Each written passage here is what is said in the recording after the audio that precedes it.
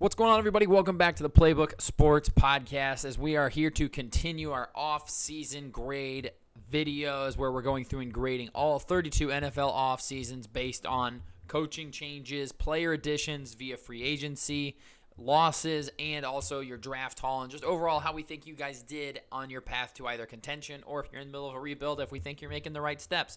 Today's team, we're going to talk about a team that was definitely disappointed by how last year finished. That's going to be the Cincinnati Bengals. We're going to always, as we do, start with coaching changes. And the big one here, when you see what their defense did last year, when you watch their defense on the field and how they lost games, someone had to lose their job. So obviously they did fire defensive coordinator Lou Anarumo, and they are moving on with Al Golden as their new defensive coordinator.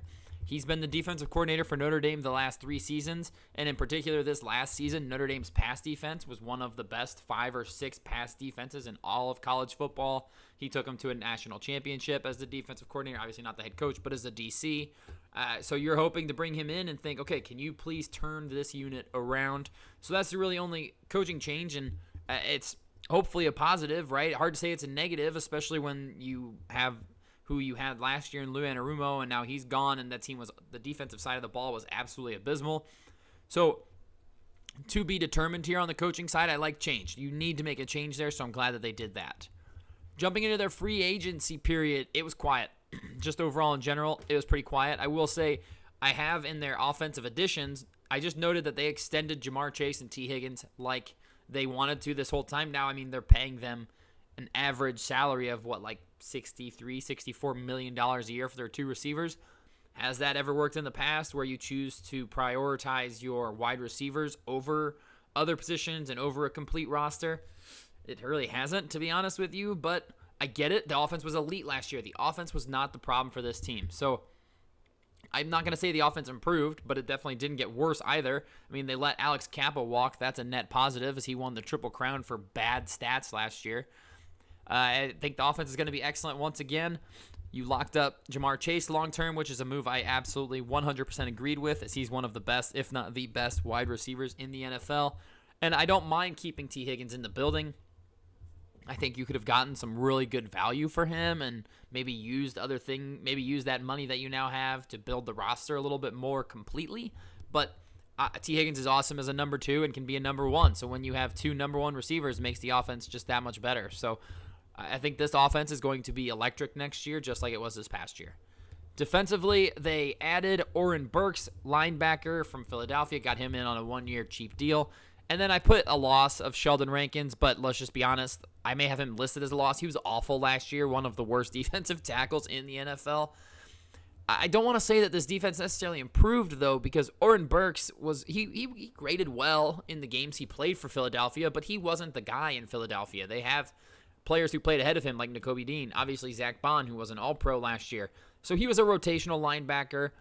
Maybe you're bringing him to bring in, a winning culture kind of guy. I don't know.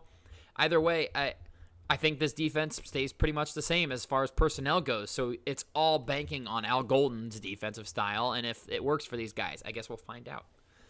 Let's talk about their draft here.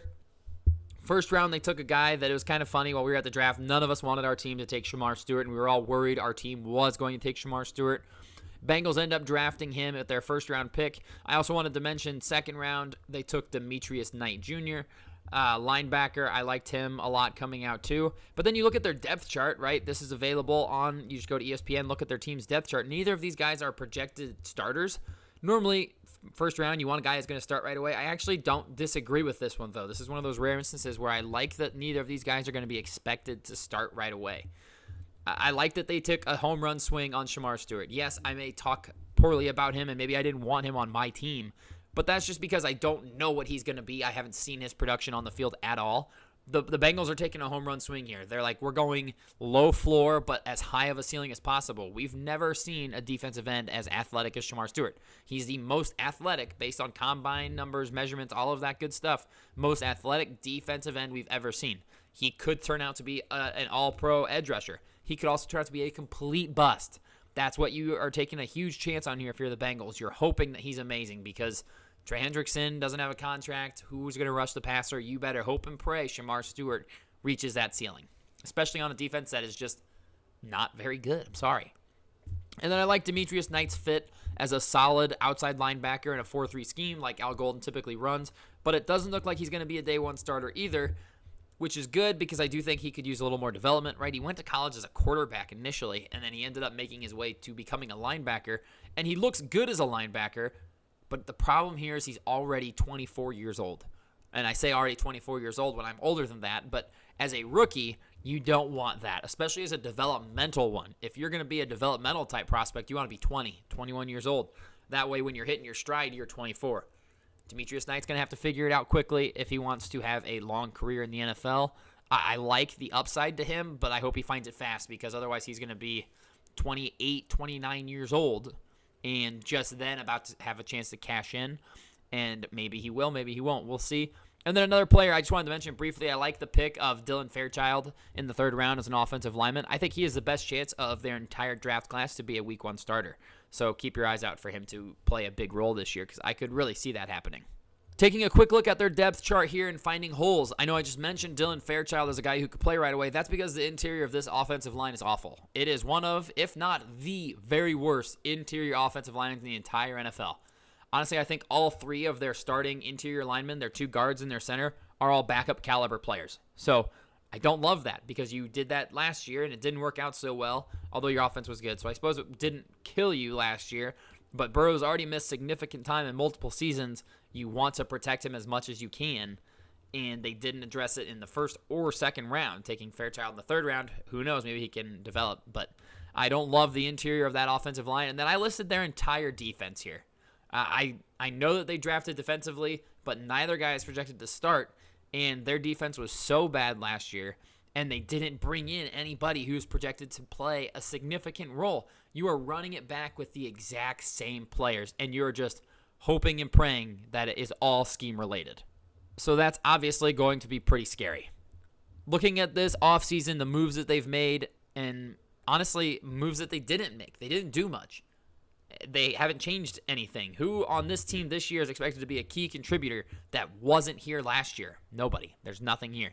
Yeah, you changed your defensive coordinator. You better hope and pray that Anarumo was the problem and Golden is the fix for that defense, because if it's not, you're wasting another year of that elite offense, and you can only waste so many of those years before the whole thing is just considered a complete failure. So I'm going to give them a C for their final offseason grade because that's just bang on average. They didn't do anything. They didn't change anything outside of a defensive coordinator. Their draft was also very meh. A lot of meh happening for the Cincinnati Bengals, which is not where they want to be when they're looking up at the Baltimore Ravens, who are looking at winning, having a 3rd straight season where they're winning 12, 13 games, and the Bengals are having to chase them down. And the Ravens are only getting better. They're having good off seasons. The Bengals aren't.